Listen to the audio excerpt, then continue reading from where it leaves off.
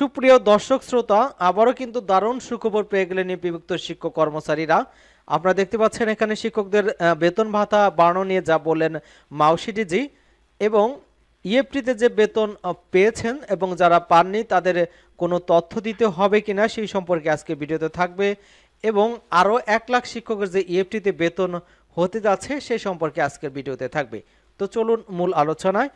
এখানে যেটা প্রথমে বলা হচ্ছে যে বেসরকারি শিক্ষা প্রতিষ্ঠানে কর্মরত বিভক্ত আরও 1 লাখ শিক্ষক কিন্তু ইলেকট্রনিক ফান্ড ট্রান্সফার বা ইএফটির মাধ্যমে আগামী সপ্তাহে কিন্তু বেতনে বার্তা পাবেন। এরপর শিক্ষকরা ব্যাংক থেকে বেতনের সরকারি অংশে টাকা তুলতে পারবেন। মাধ্যমিক এবং উচ্চ শিক্ষা অধিদপ্তরের সহকারী পরিচালক AGM Ziaul Haider Henry the daily ক্যাম্পাসকে এই তথ্য জানিয়েছেন। তিনি বলেছেন যে শিক্ষকেরা প্রথম ধাপে ইএফটিতে বেতন পাননি, আগামী সপ্তাহে তারা বেতনের মেসেজ পাবেন। বিষয়টি নিয়ে আমাদের ইএমএসএল কাজ করছে। শিক্ষকদের বেতন সংক্রান্ত প্রাপ্ত তথ্য যাচাই বাছাই করে অর্থ ছাড় করবে অর্থ মন্ত্রণালয়, সেজন্য কিছুটা বিলম্ব হচ্ছে।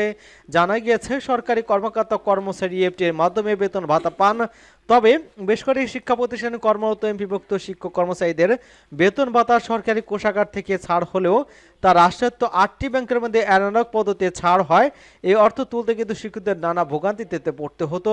ব্যাংকগুলোর মাধ্যমে কিন্তু বেতন ভাতা ছাড়ার জন্য কয়েক পর্যায়ে অনুমোদন সহ সংশ্লিষ্ট কাজে অনেক ক্ষেত্রে কিন্তু বিভক্ত শিক্ষকদের বেতন ভাতা পেতে দেরি হয়।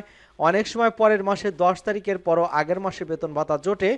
বিগত সময়ে ঈদের পরে ঈদ উৎসব পাওয়ার মতো বিব্রতকর পরিস্থিতিতে পড়তে হয়েছে বেসরকারি শিক্ষক প্রতিষ্ঠানের এমপিভুক্ত শিক্ষকদের। ফলে তারা সরকারি কর্মকর্তা কর্মচারীদের মতো মাসের শুরুতে কিন্তু ইএফটির মাধ্যমে বেতন ভাতা পাওয়ার জন্য জানিয়ে আসছিলেন। সেই সংক্রান্ত পরে কিন্তু ইএফটিতে বেতন দেওয়ার কথা এখানে বলা হয়েছে, এবং ইতিমধ্যে কিন্তু 1 লাখ শিক্ষক ইতিমধ্যে ইএফটিতে বেতন পেয়েছেন। এবং এখানে বলা হচ্ছে যে ইএফটিতে বেতন না পাওয়া শিক্ষকদের তথ্য চায়নি ইএমএসএল। বেসরকারি শিক্ষা প্রতিষ্ঠানে কর্মরত বিভক্ত শিক্ষকদের ইলেকট্রনিক ফান্ড ট্রান্সফারের মাধ্যমে বেতন দিচ্ছে সরকার। ইতিমধ্যে কিন্তু শিক্ষকদের বড় একটা অংশ কিন্তু ইএফটির মাধ্যমে বেতন পেয়ে গিয়েছেন, তবে এখনও শিক্ষকরা যারা পাননি এই অবস্থায় বেতন না পাওয়া শিক্ষকদের তথ্য চেয়েছে বলে সামাজিক যোগাযোগ মাধ্যমে ফেসবুকে খবর ছড়িয়ে পড়েছে। মাধ্যমিক এবং উচ্চ শিক্ষা অধিদপ্তর এডুকেশন ম্যানেজমেন্ট ইনফরমেশন সিস্টেমে সেল এর বরাদ্দে কিন্তু দাবিটি করা হয়েছে, তবে দ্য ডেইলি ক্যাম্পাসের ফ্যাক্ট চেকিং এর বিষয়টি ভুয়া বলে জানা গিয়েছে। ইএমএসএল এর নাম দিয়ে খোলা একটি ফেসবুক পেজে এক পোস্টের মাধ্যমে কিন্তু ইএফটিতে প্রথম ধাপে যে বেতন না পাওয়া শিক্ষকদের তথ্য কিন্তু কমেন্টস বক্সে দিতে বলা হয়েছে।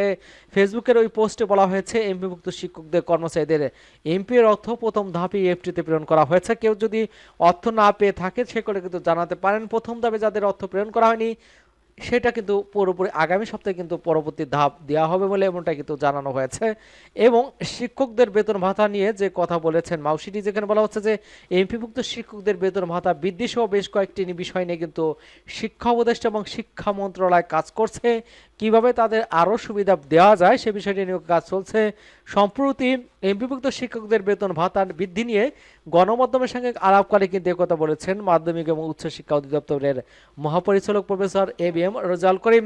মাউসিডিজির অতিরিক্ত দায়িত্ব পালন করা অধ্যাপক আরও বলেছেন যে শিক্ষকদের যদি আমরা মনোতুষ্ট করতে না পারি তাহলে আমরা ভারাক্রান্ত মন নিয়ে কীভাবে শিক্ষা ব্যবস্থার উন্নয়ন করতে পারবো না, এই জন্য আমরা শিক্ষকদের মনোতুষ্ট করতে চাচ্ছি। এখানে যেটা বলা হয়েছে যে 2 দশক আগে কিন্তু এই 50% বোনাসের কথা উল্লেখ করা হয়েছিল, এবং পরবর্তী কিন্তু সেটা 25% ঈদুল ফিতরে 25% এবং ঈদুল আজহা কিন্তু 25% দেওয়া হয়। আপনারা ইতিমধ্যে অবগত আছেন, সেটা কিন্তু এখনও চালু রয়েছে। বেতন বৃদ্ধি পেলেও কিন্তু কোনো বোনাস বৃদ্ধি পায়নি, সেই বিষয় নিয়ে কাজ চলছে এমনটা কিন্তু জানানো হয়েছে মাউসিডিজির পক্ষ থেকে। পক্ষান্তরে যারা বেতন ইএফটিতে পাননি সেই বেতন কিন্তু আগামী সময় পেতে আছেন এমনটা কিন্তু এই সংবাদে উল্লেখ করা হয়েছে। তো আজকের সংবাদে এটাই ছিল সর্বশেষ হাতে আমাদের সঙ্গে সংবাদ। সকলকে ধন্যবাদ জানাচ্ছি, এবং আমাদের চ্যানেলকে যারা এখনো সাবস্ক্রাইব করেনি চ্যানেলটি সাবস্ক্রাইব করে আমাদের সাথেই থাকুন।